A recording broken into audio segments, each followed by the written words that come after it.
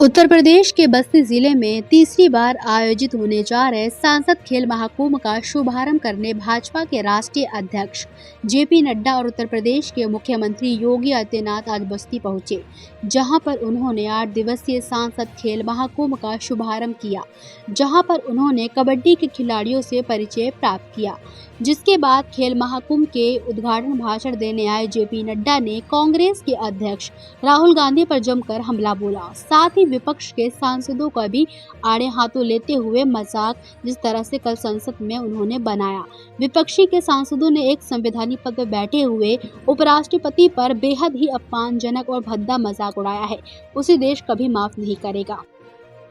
उन्होंने राहुल गांधी पर तीखा हमला बोलते हुए कहा कि राहुल गांधी इन दिनों कैमरामैन बन चुके हैं और जिस तरह विपक्षी सांसद उपराष्ट्रपति का खिल्ली उड़ाते हैं और नकल कर रहे थे और राहुल गांधी उसका विरोध ना करके उसका वीडियो बना रहे थे, उससे देखकर तो यही लगता है कि जिस कांग्रेस पार्टी का 100 साल पुराना इतिहास है, उसका नेता राहुल गांधी उपराष्ट्रपति का नकलची लोगों का वीडियो बना रहे थे। ऐसे में राहुल गांधी से पूछना चाहिए कि चुनाव में वे लगातार ओबीसी और पिछड़ा की बात करते हैं, लेकिन जब हमारे उपराष्ट्रपति जो कि ओबीसी चेहरे के रूप में भारत का प्रतिनिधित्व करते हैं, तो उनके साथ हो रहे दुर्व्यवहार का विरोध करने के बजाय उसका वीडियो बनाकर समर्थन करते हैं। उससे तो देखकर यही लगता है कि राहुल गांधी पिछड़ों का वोट लेने के लिए केवल उनका राग अलापते हैं, लेकिन वास्तव में जिस तरह कृत्य उन्होंने किया है, भारत का पिछड़ा वर्ग उन्हें माफ नहीं करेगा। आपको बस्ती का मेडिकल कॉलेज दिखता है कि नहीं दिखता है? आपको देवरिया का मेडिकल कॉलेज दिखता है कि नहीं दिखता है? आपको सिद्धार्थनगर का मेडिकल कॉलेज दिखता है कि नहीं दिखता है? मित्रों, आपको जानकर खुशी होगी कि मोदी जी ने पिछले 5 साल में 27 मेडिकल कॉलेज और 20 super speciality block Uttar Pradesh को दिया है। ये विकास की नई कहानी। इसलिए मित्रों, मैं कहानी सुनाने लगूंगा आपको तो उसका कोई अंत नहीं, कोई अंत नहीं। आप बताइए, 138% भारत की दवाई का एक्सपोर्ट बढ़ गया, 138%। दुनिया की डिस्पेंसरी भारत बन गई है। सबसे सस्ती और सबसे कारगर दवाई अब भारत बना रहा है। पेट्रोकेमिकल्स में हम 106% हमारा एक्सपोर्ट बढ़ गया, 106% बढ़ गया। ये देश की बनती हुई तस्वीर है। आज भारत अब विदेशों से डिफेंस के सामान नहीं मंगवा रहा, आज भारत खुद अपना प्रोड्यूस कर रहा है। चाहे तेजस हो, चाहे हमारे इंडिजिनस हमारे इक्विपमेंट्स हो, उपकरण हो, डिफेंस के उपकरण हो, ये सारे के सारे भारत में लिए जा रहे हैं। मैं यहां पुलिस भाई बड़ी संख्या में भी उपस्थित हैं, उनको बताना चाहूंगा कि 2014 में यहां आपके पास बुलेट प्रूफ जैकेट भी नहीं था। बुलेट प्रूफ जैकेट ये भारत की तस्वीर थी और 3 साल के अंदर मोदी जी ने यहां पर 5 लाख से ज्यादा बुलेट प्रूफ जैकेट दिए और आज भारत बुलेट प्रूफ जैकेट दुनिया को एक्सपोर्ट कर रहा है, दुनिया को दे रहा है। ये भारत खड़ा है। ऐसे में कितने उदाहरण दे सकता हूं। सुरक्षा के मामले में आप बताओ, हवाई जहाज का बेड़ा ही नहीं था। हम सुनते थे मिग क्रैश कर गया, मिग क्रैश कर गया, मिग क्रैश कर गया। अरे भाई, 1962 का खरीदा हुआ एरोप्लेन कब तक साथ देता तुम्हारा? 1965 और 70 का खरीदा हुआ प्लेन तुम्हारा कब तक साथ देता? ये रफेल का बेड़ा अगर कोई लेके आया तो प्रधानमंत्री मोदी जी लेकर के आए। अगर देश में बना हुआ पनडुब्बी का कोई जहाज बना तो वो भारत देश में मोदी जी के नेतृत्व में बना।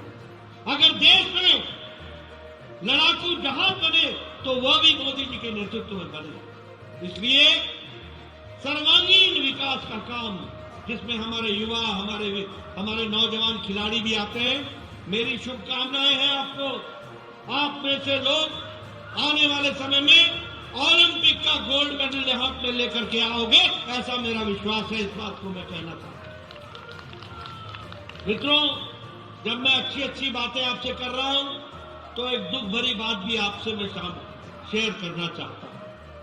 कल आप लोगों ने संसद में देखा होगा आप संसद में नेताओं को भेजते हो कि वो वाद विवाद करें, लेकिन संसद में जिन लोगों को आपने भेजा है वो वाद विवाद के बदले जोकर का काम पकड़ लिया। उन्होंने जोकर वाला काम पकड़ लिया, नकल करने का काम पकड़ लिया।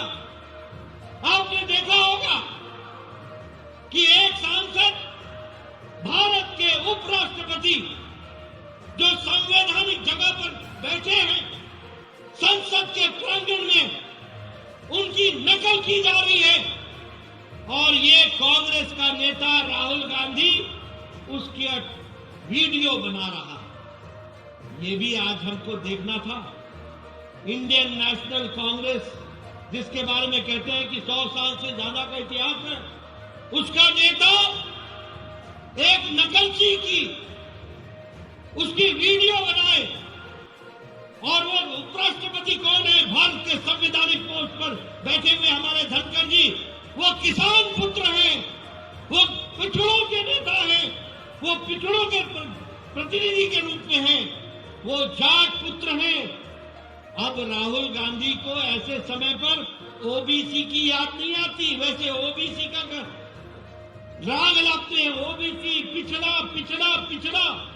एक संवैधानिक जगह पर बैठा हुआ व्यक्ति, किसान पुत्र, जाट पुत्र, ओबीसी को रिप्रेजेंट करने वाला पुत्र, आज उसकी तौहीन की जाती है, आज उसका मजाक किया जाता है। बोलिए, भारत सहेगा ऐसे लोगों को? बोलिए, सहेगा ऐसे लोगों को? ऐसे लोगों को राजनीति में कोई जगह होनी चाहिए क्या? होनी चाहिए क्या? ये हालत हो गई है कांग्रेस की। आजकल कैमरामैन का काम संभाल लिया है। कैमरामैन, मुझे गोरखपुर में हमारे सांसद रवि किशन जी मिले, वो कह रहे थे कि हमारे भोजपुरी स्टूडियो में भी कैमरामैन की जगह खाली है, अगर एग्जामिनेशन दे तो हम विचार कर सकते हैं ऐसे कैमरामैन की। ये स्थिति आकर के खड़ी हुई। आप बताइए, इसकी निंदा होनी चाहिए कि नहीं होनी चाहिए? बोलिए, निंदा होनी चाहिए कि नहीं होनी चाहिए? मित्रों, यह एक तरफ क्या कहते हैं, मोदी हटाओ, मोदी हटाओ, मोदी हटाओ, और मोदी जी क्या कहते हैं, देश आगे बढ़ाओ, देश आगे बढ़ाओ, देश को आगे ले जाओ, इसके लिए काम करो। इसलिए मित्रों, मोदी हटाने वालों को 2024 में तुमने हटा देना, और देश के विकास करने वाले मोदी जी को आगे बढ़ा देना, यही मेरा निवेदन है। बहुत बहुत धन्यवाद। जय भारत, जय उत्तर प्रदेश।